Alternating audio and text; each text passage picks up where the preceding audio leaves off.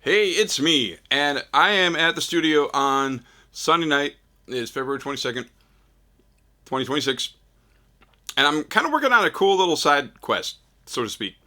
Earlier today, I ended up connecting with a publishing kind of guru down in Nashville and looking at possibly working together. And so I need to put together some songs that kind of show the range that I have as a songwriter. And so trying to pick which songs are going to make the cut for that. And actually, if any of you guys have any favorites, feel free to like comment wherever this is showing up for you, because I'd be curious to know what those would be. But one of the songs that kind of popped into my head because it's a little bit different. It's got a little bit more of a stank face to it. There's a song called "Honest." I wrote it back in November, and love the song. But the video of it on my YouTube channel or whatever, I mean, it's everywhere, I guess. It's on Facebook, it's on Instagram. But I'm going to be sending her like kind of a YouTube playlist. And so I want to re record it, and I want to take the opportunity to go back and like use what I've learned over the past 2.5 months to make it better. And so, and that's because I don't know that it's going to be a whole lot of re-recording of anything, but it will be retooling some things and like changing plugins or changing levels, and then doing a new video for it so that it sounds exactly how I want it to sound, like the best that it possibly can.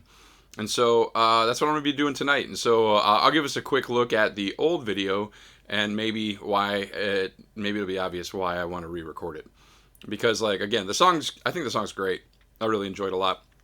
Love the bass line on it. But yeah, it's just I didn't have a couple of the things that I have now. I didn't have the recording microphone for like recording videos that I have now. And some of the plugins that I have now are like just way better than what I had even 3 months ago. And so and I might even throw the new Telecaster on there. We'll see. But anyways, so that's what I'm gonna be doing tonight. So come on along, and thanks for listening and watching. Thanks for caring. All right, so let's look at the chorus from that video. It was posted back on December 1st, and first of all, it's not very sharp. Second of all, I was recording it with my iPhone, so I wasn't even using like this guy over here, this Audio microphone that actually does a great job of like.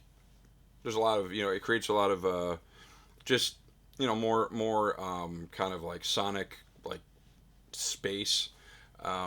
I don't even know what the word there for it is, so we're going to call it sonic space.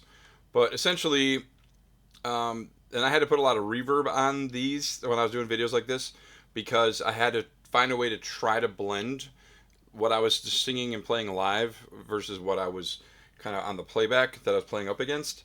And so, I mean, it just doesn't sound. I don't know. Here's what it sounds like, but.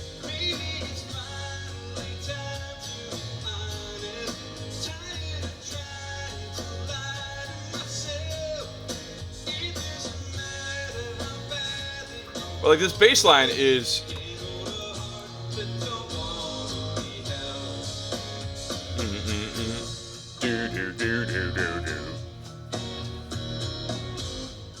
But you can't even hear it that distinctly. Like I know what it sounds like because I wrote it and recorded it. But I just feel like I can have a lot better example of the song. Even though, like it's gonna. I mean, the structure of the song and even the lyrics and the melody and stuff are all going to be the same, obviously. But I don't know, man. There's something about like actually when I was doing a Zoom call a couple weeks ago with another like a pro songwriter guy that I've actually known for a while.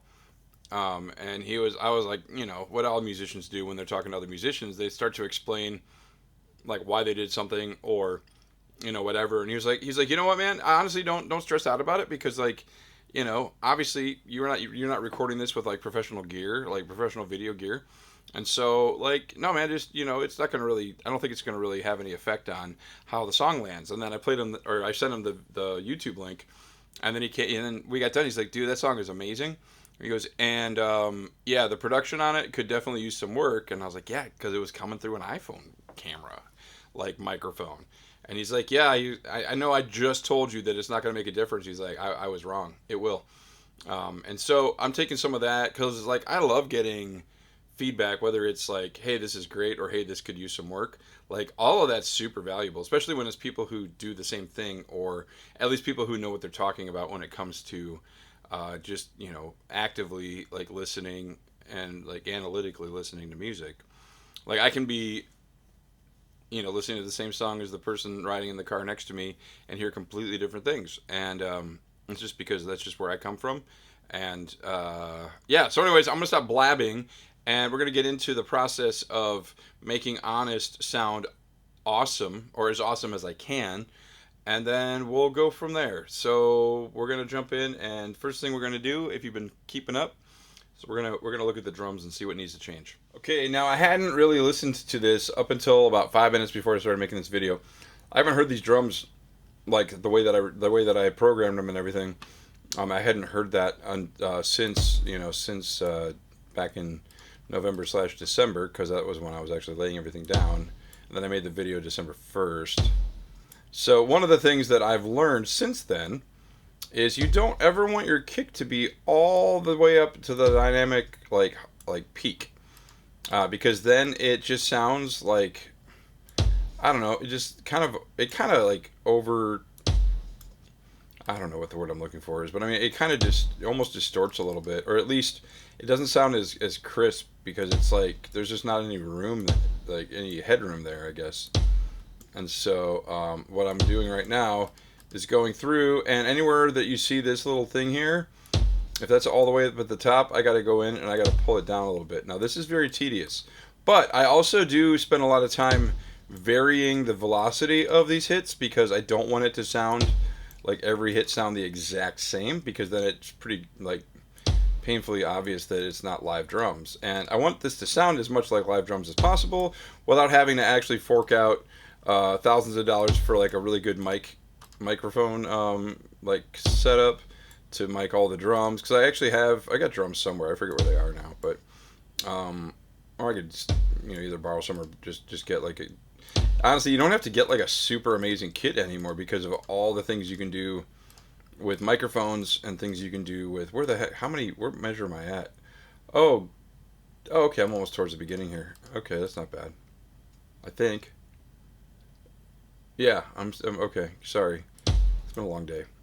So we're gonna pull these down. I don't even know why. Like, why in the world did I would think it'd be a good idea to have them like full on at the beginning of the bloody song? But it is what it is. So you live and learn.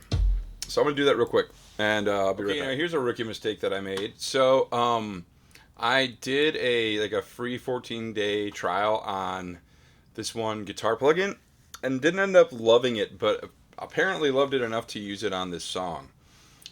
Well, I didn't buy the plugin, and so now everything that I did with that plugin, I'm having to find an alternative from something that I actually do own. And so it's actually going okay, because I'm actually getting pretty good at using these plugins. But, well, not good, but getting better, I guess I should say. So like this one, that actually sounds a lot clearer than, actually I'm going to bump the drive down on it.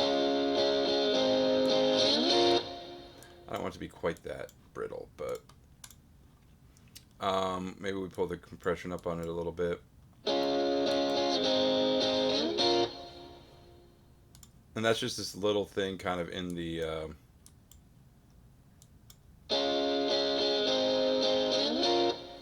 and kind of the point of it is it needs to just be kind of like thin. I don't want it to it doesn't need to bring a bunch of other stuff to the table, because it's coming in.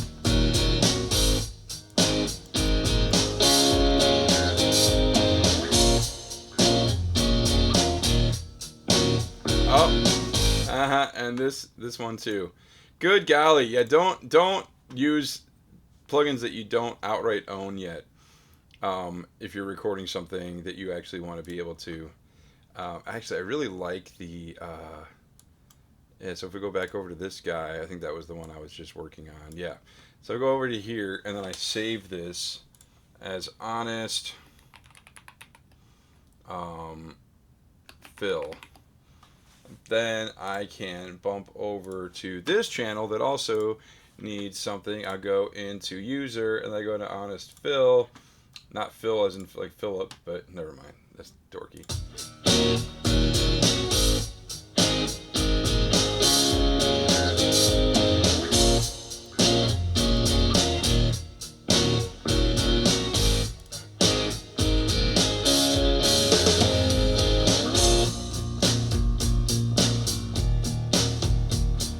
And I already know I'm going to change the settings on the bass. I love the performance of the bass. I just don't love the production. And so we're going to change that up here in a second too. But anyways, yeah, so this is kind of fun because I'm not having to track a bunch of stuff. I'm just having to go in and like do some editing and things like that.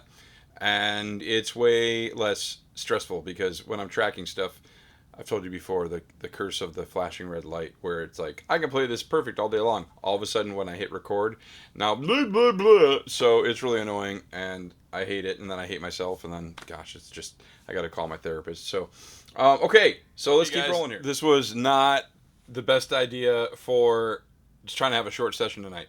Here's why. I have different monitors than I did back when I recorded this. I have a different, like, I've been doing this so much over the past couple of months that I've gotten really, I thought I was picky before. I was not picky at all, because if you listen to this along with the click track, I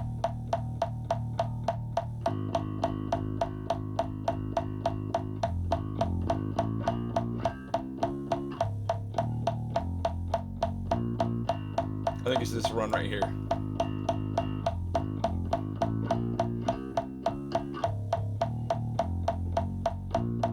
No, it's not. It's the chorus.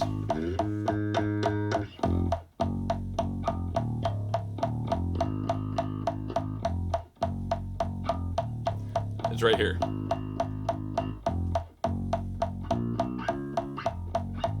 Like it's just a little bit off, but like I didn't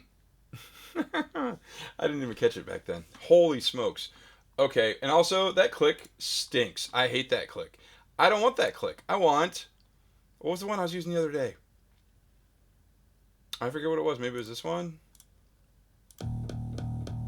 No, it wasn't that one either. That sounds like it's just clipping. And I don't want it to sound like it's clipping because then I'm going to get worried.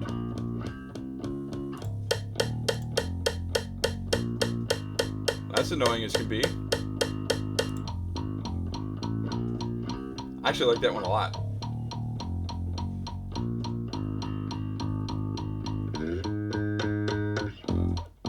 Yeah, it's like ding ding ding ding. Like it almost like I was like just trying to like fit it in before I had to go to the chorus. Oh my gosh. Okay, I have to record the bass again. Okay. Give me some time. Since I'm assuming that most of you guys don't do recording, and you might be wondering, how in the world do you do a new track? Like if I want it, so I deleted that bass track because I just want it gone. And I want all the other, like everything I had on that track, all the plugins and stuff gone. Because I want to start from scratch with just like fresh ears. And so you go over to track, and then you click new, and then this comes up, and then you can name it. I'm going to name it bass. And I'm going to hit create, and it's going to pop it way over here, so I'm actually going to bring it over here. And then bass needs to be orange, so we're going to make it orange. I don't know why, I don't make the rules. And then what we do is we select where it's coming from. So it's coming from the interface, it's coming from mic line level 1. And then we hit record, like record enable it so that you can hear it.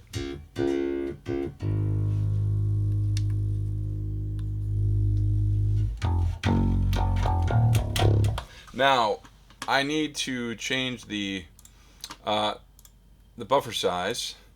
Now this might kill it. I don't know if I bump it all the way down to 64, because there are a lot of plugins running right now. And what that does is it just handles.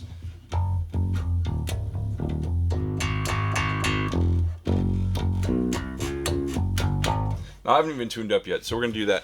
But anyways, that's how you start create a new bass track.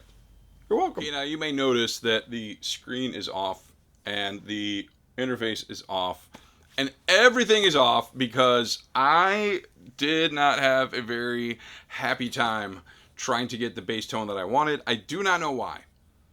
I have no idea, but it was just flubby.